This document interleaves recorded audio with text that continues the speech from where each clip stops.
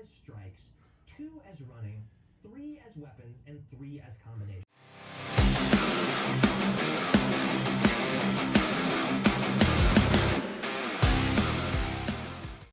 My milkshake brings all the boys to the yard. Damn right, it's better than yours. I teach you, but I don't have to charge. Boom, boom, boom, boom, boom, boom. There you go. There's something you can't unsee to get your morning started. You are welcome.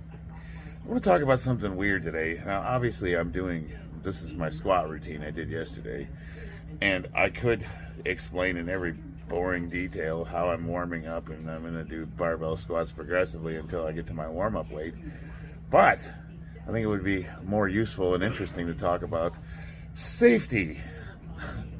Yay! No, but seriously though, I almost killed myself doing this workout. And it occurred to me, we don't spend a lot of time talking about safety for home gyms. Now, when you're at a commercial gym, they hire somebody. They usually have a couple people that do maintenance. And they go around and they torque everything down and they make sure all the pulleys are tight and the cables don't have cuts in them. And, you know, there's nothing there that's going to murder somebody. But how often do we at home do that to our own equipment? How often do you check your stuff and service it and make sure it's good? I have a Bowflex that's behind me, and where's that bad boy? Where is it? Well, it's over there. Anyway, you have to take my word for it. And for all intents and purposes, it's a coat rack. I don't use it that often, but it's fully serviceable. It works. And I'm going to probably break it out because somebody asked me to make a video on it, and I was going to do one.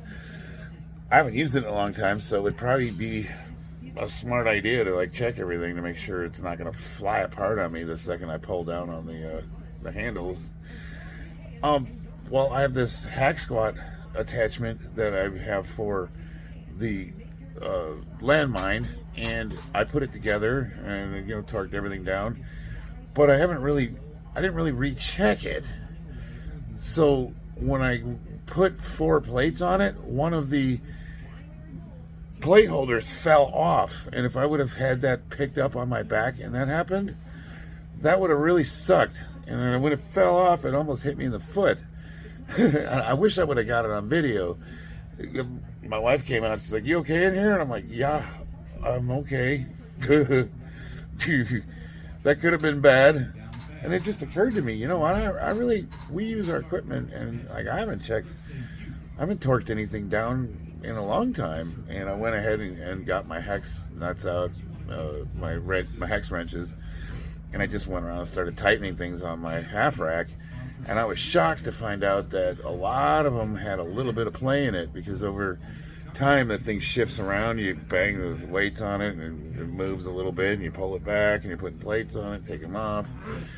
Yeah, things get loose after a couple of years. And I just had the thought, man, that's a pretty big liability. So this is a public service announcement to all you guys that have home gyms.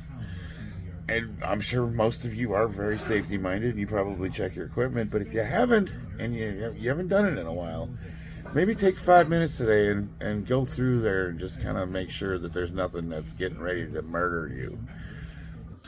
That brings us to today's training. So what are we doing? Well, I'm doing basically warm-ups. I'm working up to a heavy single. That was the idea. I had this idea with bench.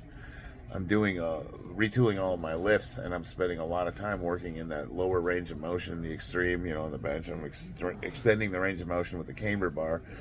And on the squats, I'm doing those lengthened partials where I'm going all the way ass to grass. And I'm spending most of my time working that range of motion, but I'm not really hitting the top end. And as you know, I'm getting ready to prepare for a meet in March. So it's mentally, I still need to have that confidence that I can still hit the numbers I need to hit. So I thought, well, what if I warmed up to an RPE 7 heavy single and then dropped down and did my working sets? Like I said, I've been reading a lot of research that suggests that if you should do you obviously you're at your strongest at the beginning of a workout before you've done all your work. And a lot of us, we work up to our heavy set, and then we do that at the end of our training.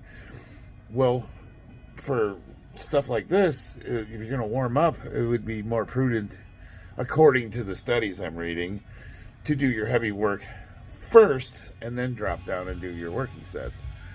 So I thought, well, that's perfect. I can kill two birds with one stone. I can go heavy enough to where I have that confidence to know that when I get on the platform, I'm going to at least get my opener, and at the same time drop down and do my work.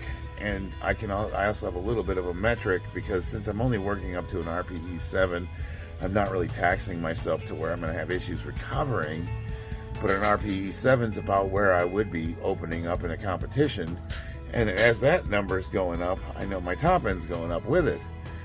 I mean, I hit 560, 555 today, and it was nothing.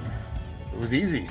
I definitely could have put more weight on, but obviously, you don't want to get into that territory where you're getting close to your 1 rep max, because then now you're going to screw your working sets over. So it's like, I think that RPE 7 is like the perfect area to end the warm up and still be preserved enough to get work done. I don't know, what do you guys think? I would love to hear your thoughts on it. Is the old man cuckoo, or is he onto something? Really? I would have to aggregate some statistics after a few weeks and kind of really see it in order to find out. But it feels like it's working pretty good, so I'm going to stick with it for a while. As you can see, I'm using the hack squat attachment to the landmine right now, and I found a really ingenious way to get underneath it so I can get it, I can't pick it up from the floor and hoist 315 pounds on me like I'm an Olympic lifter. So I set it on my preacher curl stand. It seemed like that was perfect. I'll have to order a stand for it. And then now we're getting into, I had 4 plates on there, and you can see that it's laying on the floor. But apparently I didn't have the bolts snugged up properly, so hopefully it's not permanently broken. That would have sucked. Definitely safety first, people. Could you imagine if I would have picked that up and that fell off while I was on my back? Oh. The other thing that we probably should mention is a lot of the cheaper equipment that you buy on Amazon, while it will hold the weight, there's usually a safety factor of 3 engineered into most things. A lot of it's not really rated for that heavy, especially if you're not spending that much money on it. So that's another thing to consider. We buy these things and we try to save a little money and get the cheaper ones, but a lot of those have really thin gauge steel and they wind up bending, or the bolts don't hold right. Something to consider. So definitely be safe, and if you're going to buy equipment, maybe it's worth spending the extra money to get the better brand, and what you save on the back end you might wind up spending in the hospital. Alright guys, if you got anything out of this, give me a subscription, give me a like. I gotta go to bed because they got me on night shifts and I am barely awake. I just wanted to get a video out there for the morning. Love you guys. Talk to you soon.